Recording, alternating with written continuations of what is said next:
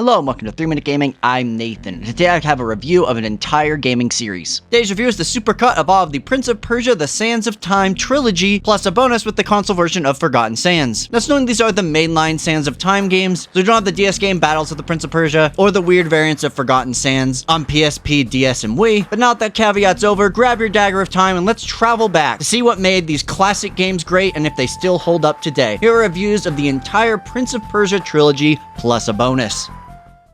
Today's game is Prince of Persia: The Sands of Time, the reboot that brought parkour platforming into the spotlight. It's time to revisit this 2003 classic 20 years later. Does this beloved gem hold up? Prince of Persia: The Sands of Time was originally released on PC as well as the original Xbox, Gamecube, and PlayStation 2. It saw a re-release on the PS3 in an HD Prince of Persia remaster, and the game takes about 9 to 10 hours to get through it. So what exactly is Prince of Persia: The Sands of Time? Well, it's a parkour platforming game with an emphasis on its stylish movement, variety of puzzles, and just passable combat. You play as the prince, never named, as he is retelling a story to a yet unknown audience. On a raid by the Persian army, the prince seeks glory and finds it in the form of a magical dagger, the Dagger of Time. However, shortly after, he is tricked by an evil vizier to unleash the Sands of Time, turning everybody but himself, the vizier, and a former princess named Farah into sand demons. The prince and Farah must team up and learn to trust each other to undo the prince's mistake and save those that they love. The story here is really fantastic. You'd think a platforming game wouldn't need a story, but in Sands of Time, the story really evokes a classic Errol Flynn swashbuckling air to itself, which works. The platforming, however, is the true star of the show. The prince is incredibly acrobatic, able to not just jump, shimmy up and down ledges, poles, and monkey bars, but also run short distance up and across walls, and many other parkour moves. This sense of movement and momentum is the framework the whole game is set around, with the palace being rife with both traps and platforming puzzles that test both your spatial awareness and controller dexterity. Of course, you're gonna make bad jumps, and that's where the true genius of this franchise lies, the Dagger of Time. See, it's equipped with the option to rewind the last few seconds, with a limited number of uses, meaning that you as player can give yourself second chances should you mispress or misjudge. You also learn how important this mechanic is when the game takes it away during an ending segment, ramping up the stress. Aside from the constant platforming, there are handfuls of rooms with puzzles, such as lining up specific objects, moving stuff around, and of course the dreaded light and mirrors puzzles that plagued games of this era. The combat itself is unique, with the main goal being to knock enemies over so the prince can absorb them in his dagger, which does leave him exposed temporarily. The prince does still have his acrobatic moves, allowing him to quickly flank and hop over enemies as needed, but the combat generally isn't super interesting. And honestly, that's the gist of it. Sands of Time is a story-rich, platforming-rich, and puzzle-rich experience with some excellent parkour, platforming, and inspired area design. So what do I love about Prince of Persia: The Sands of Time? Well, the parkour platforming, as mentioned, is divine, with everything, the wall running, jumping, swinging, climbing, all meshing together in a fantastic, empowering feeling experience. Secondly, that time reversal mechanic is completely genius, as it not only allows you to undo mistakes, it encourages riskier play and platforming, since you can simply undo your error if it doesn't work out. It's smart, and it's hard to imagine a game like this without it. And lastly, the story, while a bit light at times, is expertly told and very charming, with the brash prince growing as a character and his relationship with Farah the centerpiece of the adventure. When it comes to the bad, as mentioned, combat is only serviceable and really does fall apart once you add more enemies to the mix. While sucking them up in the sand knife will always be cool, it never evolves over the course of the game or gets much better. Additionally, some of the game's more complex puzzles, particularly the first one where a guy is yelling at you the entire time, slow the game's pacing down too much for what is arguably not even a great puzzle to begin with. And lastly, the controls, while fantastic once you nail them, do have a bit of a learning curve, as the prince has momentum in every action, including turning, jumping, etc. So you're going to have to learn this game's timings before you can really thrive. As you know, rate games here on a 3-point scale, must play, maybe consider, don't bother. Prince of Persia: The Sands of Time is absolutely still a must play. Its influence cannot be overstated, as its parkour platforming basically gave birth to Assassin's Creed, large chunks of Uncharted, God of War, and who knows how many other games with this type of platforming in it. With a swashbuckling attitude, charming characters, and exceptionally fun gameplay, Sands of Time is absolutely worth playing today if you can find a system to play it on. The game we're looking at today is Prince of Persia: Warrior Within. The prince is back and he's listened to too many Slipknot albums, bought a fedora and katana, and has become an edgelord. Is this sequel to the landmark Sands of Time worth playing today? Prince of Persia: Warrior Within originally released on PC, OG Xbox, PS2, and the Gamecube, and was part of that HD remaster on the PS3. And a playthrough of the game will last you anywhere between 12 and 15 hours depending on your difficulty. So what exactly is Prince of Persia: Warrior Within? Well, it's the sequel to Sands of Time, and in many ways it's the same game with a focus on its parkour platforming, though now with more evolved combat, new story, and more edge than a straight razor. The prince is angsty now, because it's the mid-2000s and a focus group said that sells, and also because after reversing time in the last game, a big nasty time beast called the Dahaka is out to kill him. His only hope is undoing the creation of the sands themselves, requiring him to set sail to the Island of Time to visit the Empress of Time to destroy the Dagger of Time and the Sands of Time. Oh, good grief, this is like God of War 2's Islands of Fates all over again. I'll get more into it with the pros and cons, but the massive tonal shift can't be overstated. Thankfully, the platforming is not only as good as the first game, it's better in many ways. Movement controls are overall much smoother, and in addition, the prince has a host of new moves, such as sliding down tapestries that make traversal even better. The zones and game layout are also different, as now you travel back and forth in time between the modern island and the island of the past, meaning you'll be replaying large areas back to back, but with subtle differences along the way. This makes areas much more open and feel considerably more organic and real when compared to Sands of Time's rather weird palace, and also makes platforming more exciting as the places you engage with are much more interesting. The time reversal mechanic is still here, of course, as well as some new ones, the highlight being the ability to slow down time for everyone but yourself. This leads to some really clever puzzles and also provides a large boon in the new combat. The combat has changed to match the tone. The prince always has one sword but can pick up weapons off his enemies to dual wield and unlock new combos. He can spin around poles to do a quick multi-decapitation or toss his weapon into enemies from a distance. And fights are more focused on fighting mobs than the one-on-one style engagements from the first game, making it a much more visceral affair. And honestly, that's the basic gist of Warrior Within. Its foundation is drawing on Sands of Time, but almost all of the set dressing has changed with an added bonus of a more open style platforming experience and some improved combat. So what do I like about Prince of Persia Warrior Within? Well, as mentioned, the platforming is still superb, with the controls refined from Sands mixed with a handful of new platforming moves and much better feeling and more organic environments. Speaking of environments, the concept of revisiting places in different time periods might feel like recycling in a lesser game, but here it genuinely is exciting to return to a familiar area, but with platforming challenges significantly shifting. And lastly, I found the more open format of the game and its levels to actually work quite well, fit its design perfectly, and made the island feel very interconnected. When it comes to the bad, I mentioned this before, but the game's massive tonal shift and abundance of edge, particularly regarding the prince, doesn't really gel well with the fun Errol Flynn swashbuckling adventure that the first game had at all, and beyond that kind of makes the main character unlikable. Additionally, while I do feel the combat has significantly improved, it is also these games' Achilles heel. A lot of hits still feel imprecise, and certain enemies' move sets, making them more frustrating to fight than fun. And lastly, here's your warning to charge up those Nathan is political now comments, but I'm gonna say it, this game treats its female characters really poorly. There's only really two in the game, the first one being introduced with just a thong and ass shot, and the second one being very blatantly cleavage, big boob eye candy. Warrior Within really kind of just feels regressive, especially considering how well Farah is written in Sands of Time and Two Thrones. I'm not like saying we should cancel the game or anything, but I am saying it does feel kind of icky. As you know, I rate games on a 3-point scale, must play, maybe consider, and don't bother. I think Warrior Within is definitely a maybe consider. It does a lot right in a sequel when it comes to its gameplay, while absolutely stumbling when it comes to producing an interesting story, character, or tone. It's still an absolutely phenomenal platformer though, so if you're playing through the trilogy, you should still definitely give it a look. Today's game is Prince of Persia: The Two Thrones. The prince's story comes to an end with the finale of the trilogy and a return to the tone and storytelling of Sands of Time. Is Two Thrones a satisfying conclusion? Prince of Persia: The Two Thrones was released on original Xbox, PlayStation 2, Gamecube, and PC, and was also part of the HD Prince of Persia remaster on PS3. Regardless of how you play it, however, the game will take you about 10 to 12 hours to get through. So what exactly is Prince of Persia: The Two Thrones? Well, it's the last in the Sands of Time trilogy and an attempt to retcon a lot of the story and tone beats from Warrior Within. It's still a linear 3D parkour platformer, only this time they added stealth kills. The prince is back, as in the original voice actor Yuri has returned. Picking up right after Warrior Within, the prince returns to his city of Babylon to find the vizier from the first game has invaded, and within minutes the Empress of Time is dead and the prince infected by the sands. Now the prince has to kick the vizier and his sand monsters out of Babylon with the help of Farah from the first game. Totally, this game swings back towards Sands of Time, which feels like a much better fit. The Empress of Time narrates with the prince still monologues, allowing for some good flavor, and the return of Farah, who no longer remembers the prince due to timeline nonsense, allows for some entertaining back and forth between her and the prince. Story aside, the platforming is the best it's ever been. There are tons of new moves here, from wall plates the prince can grab and then use to continue a wall run or extend it, launching shutters which will allow a long jump from a run, as well as a Sam Fisher-esque split between two columns that the prince can shimmy down. This is in service to the game's other big mechanic, stealth kills. See, the enemies in Two Thrones are incapable of looking up, or at least I assume that's the case, so as the prince you can use your parkour skills to position yourself above them and then dive down for a stealth kill, which is basically just a quick time event. Stealth kills allow skilled platforming players to forego the combat, which I'm gonna say I am all for this. The combat itself has elements of Warrior Within, but enemies more like Sands of Time, and the enemies generally have higher health and you fight less of them at once, but the game does pick up the keep up enemy weapons bit from Warrior Within, as well as the large number of combos. This changes, however, when you switch to Dark Prince. Because of his sand infection, the prince sometimes turns into his evil side, armed with a chain whip and constantly draining health. The prince has a few new platforming moves, like grappling light fixtures to extend runs, as well as being much stronger in combat with his whip. You only switch to the Dark Prince when the story dictates, however, so don't expect to be a murder machine all the time. And honestly, that's basically the gist. Two Thrones is a return to the more linear style out Prince of Persia game, as well as the lighter tone, a new stealth system, and of course upgrades to graphics and platforming. So what do I like about Prince of Persia: The Two Thrones? Well, the platforming is still phenomenal, big surprise there, but now with the wall plates, launchers, and way better telegraph traps, Two Thrones feels fresh even when compared to its predecessors. Additionally, the stealth kill system feels like they finally figured out how to use the prince's skill set in combat that works. The prince is a rogue, so being able to basically forego combat scenarios for smart platforming fits the loot perfectly. And lastly, the return of the old prince for the story was the right call, as Yuri's self-narration paired with the return of fan favorite Farah really makes this feel like an Arabian Nights tale again, and the ending is basically perfect. When it comes to the bad, the Dark Prince segments can be a bit hit or miss. I actually really like the health timer and platforming because it adds a level of stress to it, but the combat is still generally pretty bland. Speaking of combat, it feels weirdly regressive compared to Warrior Within, mostly because enemies are so much spongier this time around and the game wants to punish you for not stealth killing them. And the bosses, particularly the final one, ugh, so many QTEs. And oh right, yeah, the QTEs for stealth kills and bosses attack are kind of BS. They start fairly lenient, but the timing changes to be harder as the game progresses, which makes the stealth kills feel more like punishment than a reward, which kind of undoes the whole point of them. Seriously, these QTEs kind of suck.